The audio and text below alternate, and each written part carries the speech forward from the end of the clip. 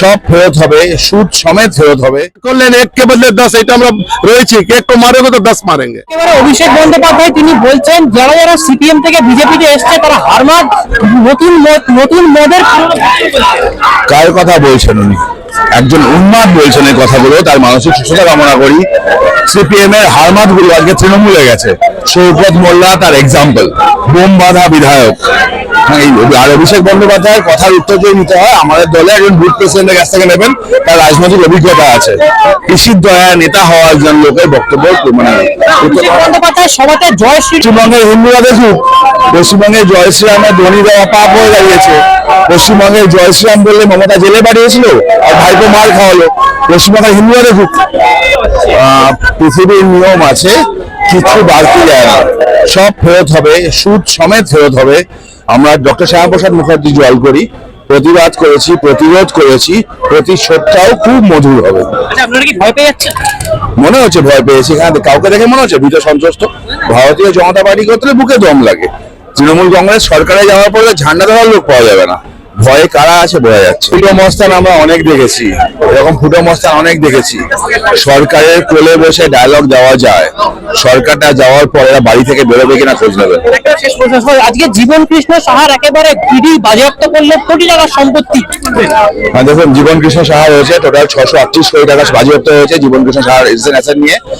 রমেশ মালিকের একটা মামলা আছে, রমেশ মালিকের মামলা স্টে হয়ে পড়ে আছে, এর জন্য অভিষেক বন্দ্যোপাধ্যায় এখনো বাইরে আছে। ওটা উঠে গেলে এই 638 কোটিতে একা অভিষেকের বাজেয়াপ্ত হবে। ওই মামলাটা সুপ্রিম কোর্টে মানে কবে ওঠে সেটা অপেক্ষায় বসে আছে। সম্পূর্ণ আছে। আমি বললাম রমেশ মালিকের মামলাটা সুপ্রিম কোর্টে যা আদেশ হবে তারপরে ওর গ্রেপ্তারির সম্ভাবনা প্রবল, উনিও বুঝতে পেরেছেন। বন্দ্যোপাধ্যায় সভাতে জয় শ্রীরাম বলায় তাকে পেটানো হলো।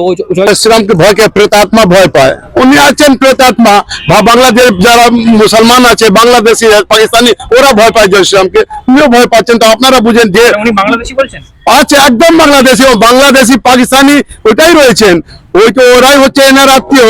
আপনি দেখবেন ফার্ম 7 জনে বলছিলেন না কি বাজাতে, একটা অর্কেস্ট্রা বাজাতে, ডিজে বাজাতে, তো ওদের এটা আছে। জবাইরাকে বাদ দিলে অর্কেস্ট্রা বাজাতে বলছেন।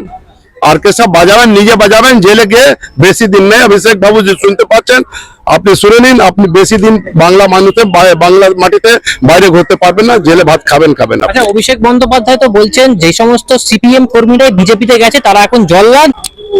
ওনার পার্টিতে লোক কোথা থেকে এসেছিল? কারণ আসমান থেকে এসেছিল, অন্য প্রদেশ থেকে এসেছিল, কি বাংলাদেশ থেকে এসেছিল, কি পাকিস্তান থেকে এসেছিল? এই আমাদের রাজ্যের মানুষ কেউ সিপিএম সঙ্গে আছে, কেউ বিজেপির সঙ্গে আছে, কেউ টিএমসির সঙ্গে আছে। যার যেখানে মনে হয় ওখানে থাকলে ভালো করতে পারে ওখানে যায়, এটা তো বলার কোনো মানে নেই। ওনার দলে চলে গেলে ভালো। রাজাক মোল্লা কে ছিলেন? ওনাকে তো বিধায়ক বানিয়েছিল। রাজাক মোল্লা কে ছিলেন? সিপিএম লোক ছিলেন না?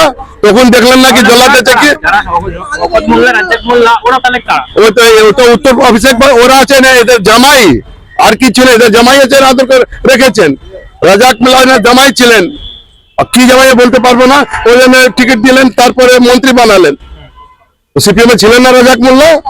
বলা হচ্ছে যে বিজেপি করলেই আরএসএস করলেই। আমি তো বিজেপি করি, সাহস থাকলে সে কতল করে দেখলে তারপরে কোথায় থাকবে। মমতা ব্যানার্জি হোক বা অভিষেক, 100% বা অভিষেক বন্দ্যোপাধ্যায় করুক না চ্যালেঞ্জ। আমি তো খোলা গাড়িতে ঘুরে বেড়াই, খোলা গাড়িতে ঘুরে বেড়াই, একদম না। আমি নিজে লড়ে নেবো, কোনো চিন্তা নেই। আমার পেছনে পার্টি রয়েছে, আমাদের কর্মী রয়েছে। কিছু করলে, একটা করলেন এক কে বদলে 10, এটা আমরা রয়েছি, এক কো মারেগো তো 10 মারেঙ্গে।